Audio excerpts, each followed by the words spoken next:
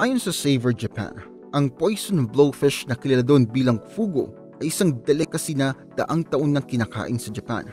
Kilala to sa pagiging poisonous, kaya sa kasaysayan nila hindi pinapakain noon ang mga nasa Japanese royal family.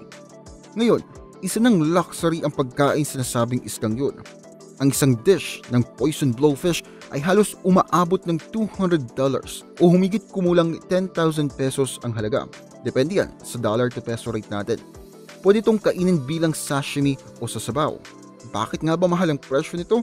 Well, ganun ang presyo dahil mga lisensyadong chef lamang na may special skills ang pwedeng mag-prepare noon. Kasi nga naman, ito ay nakakalason.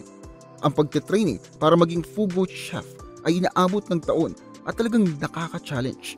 Pero worth it naman yon dahil kumbaga maliit na pagkakamali lamang sa pag-prepare ng isdang yon ay magdudulot talaga ng kamatayan. So kailangan talagang taon ang aabutin. Pero bakit nga ba nakakamatay? Well, dahil yon sa tetrodotoxin, isang delikadong lason. Makikita to sa liver, sa ovaries at pati na rin balat ng isda. At umiipekto lang matapos itong makain. Sinasabing ang lason ng isda ay kayang pumatay na nga sa 30 na katao. Dagdag pa doon, 1,200 times daw itong mas pamatay kesa sa cyanide. Pero sige, sabihin nating nagkamali ang chef sa paghahanda. Ano nga ba ang mangyayari? Well, pag nakain yun, ang tetrodotoxin ay agad na aatake sa nervous system. Una, makakaramdam ng pamamanhid o tingling sa paligid ng bibig. Tapos paralysis, tapos nun, pagkamatay. Pero teka, backup muna tayo sa kung ano nga ba ang mangyayari bago ang katapusan. Habang kumakalat ang tingling sensation, posibleng magsuka at magdiarrhea ang biktima.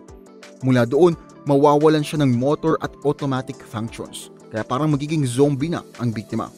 Ang pinakamasaklap doon ay habang fully paralyzed ang katawan, ang utak ay nananatiling conscious sa mga nangyayari. Ang talagang papatay ay ang respiratory arrest. Pinaparalyze ng lason ang breathing center na nagsasanhi naman sa pamamaga ng lalamunan na nagsasanhi sa puso para tumigil sa pagtibok. Pwedeng maganap ang epekto ng lason minuto o oras lamang patapos itong kumain. Pero ano nga bang gagawin mo kung sakaling nakakain ka nga ng poisonous batch ng fugu? Kailangan mong isuka ng isuka yon at uminom ng napakaraming tubig.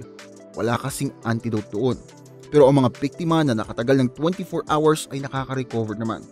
So kapag nag-uwi ka sa Japan at may nag-offer sa iyo nito, ipag-isipan mong maigi bago mong lantakan. Kung gusto niyo ng mga ganitong videos, huwag kalimutang mag-subscribe sa aming YouTube channel.